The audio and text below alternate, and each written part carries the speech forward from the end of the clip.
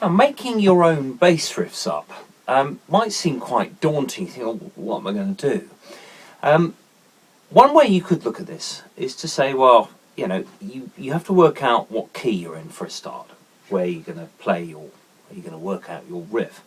And then what you're going to do in addition to your main notes. So if we're in G, for example,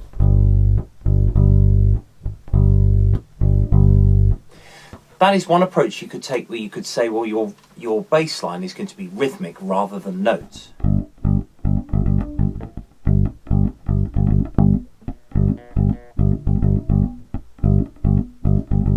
So putting that with a drum rhythm, just speed it up a little. So maybe something like this.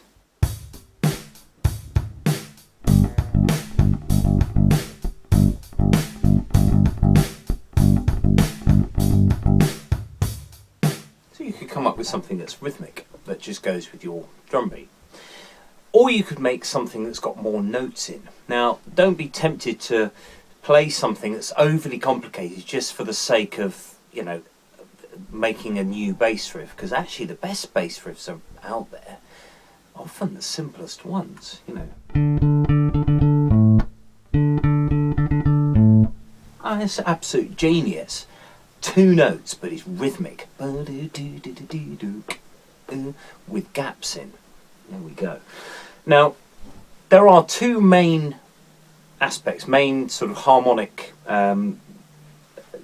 voicings, if you like, in music. You have major and you have minor. So one of the oldest known sort of musical forms is the pentatonic scale, where you have something like this. For G minor, it would be those notes there. You've got a G, a B flat, which is at 6th fret, then you've got a C at 3rd, and then a D at 5th, and then an F at 3rd, and then a G at 5th, just going up those strings from 4th string up to 2nd string. So, and you could make a riff out of some or all of those notes. Don't be tempted to use all of them, maybe just try a few of them.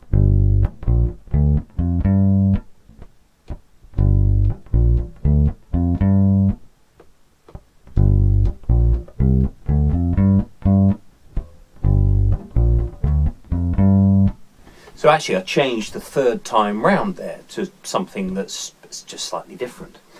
That's for minor. So if you've got the guitarist who's going,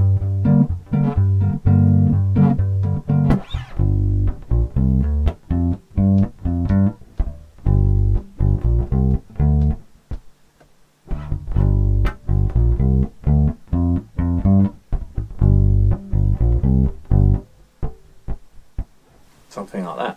Plenty of gaps there for the singer to impart their story over.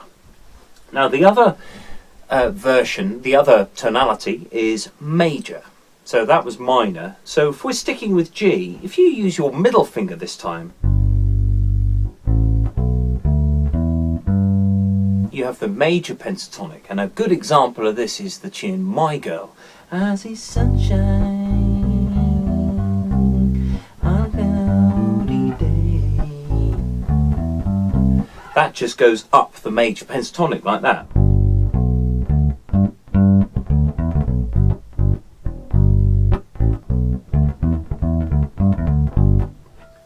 Now that's too complicated for most songs, I would have thought. I was just showing you that scale, but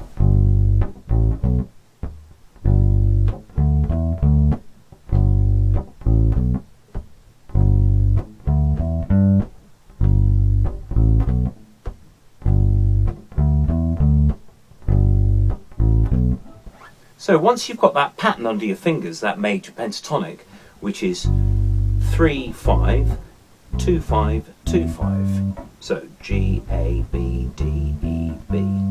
Sorry, G at the top. Don't worry too much about the notes that you're playing. It's the pattern, and that's really why lots of bass players and guitarists don't tend to read music, because everything is pattern based. But that's fine. That's absolutely fine. So if you're going to play something in B flat or something, it's useful to know where the notes of the bass are. I've done another video on that, so you can see that on my channel as well, and do subscribe for future stuff. So B flat.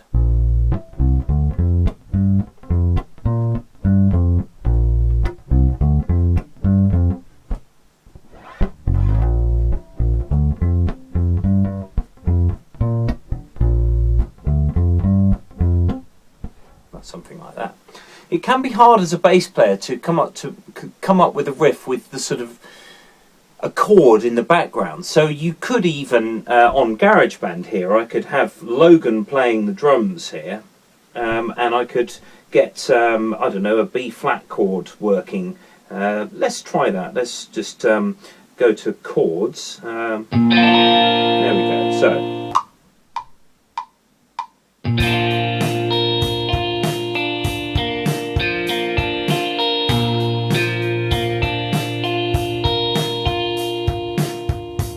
Okay, so there's a B flat chord on guitar.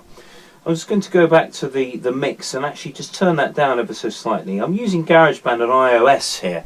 I've done a lot of iOS tutorials online as well, so you can have a look at those. It's very useful for songwriting or practicing. You can practice with drummer on here, which is very, very good indeed. So if I just play back that with a bass line.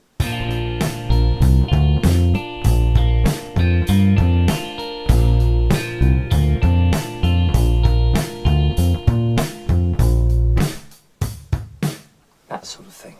There we go. So you can come up with a riff that works with a guitar line or a keyboard line. So those are your major tonalities and your minor ones. So if I was to go to I'll just delete that part, and I'm going to put a minor chord down now. Let's have a look. D minor. D minor. That'll work. Okay.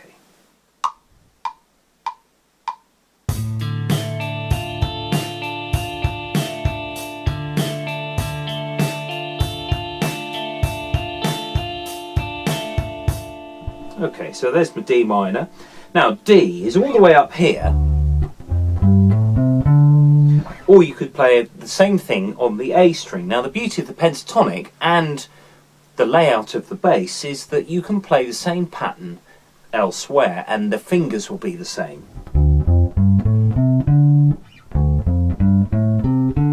Just slightly wider at that point. So.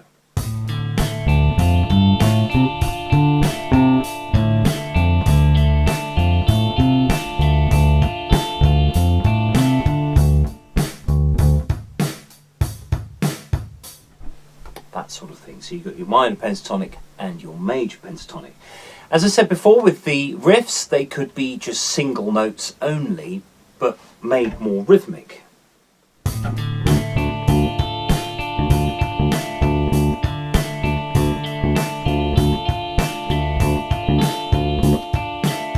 However, Logan's bass drum was rather at odds, or rather I was at odds with Logan's bass drum. So try and play something that pertains to that bass drum.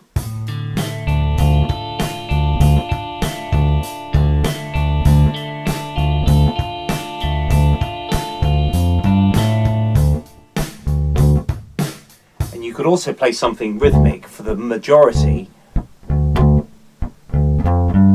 and then put a little fill at the end. So you're kind of thinking in drummer territory here, so you're keeping a groove and then you stick a fill in occasionally.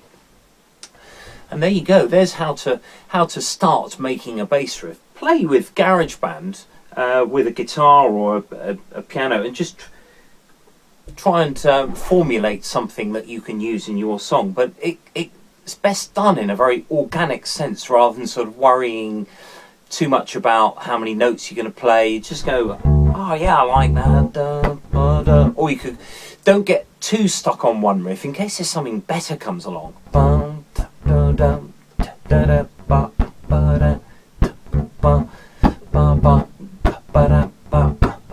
You think, oh, well, that might work. Or maybe it's a bit busy for the verse, but I could use it for the chorus.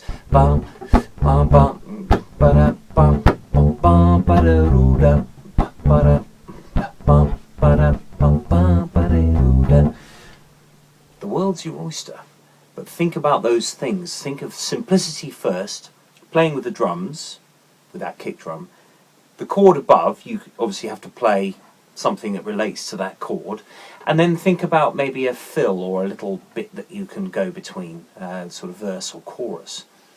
Lots of possibilities.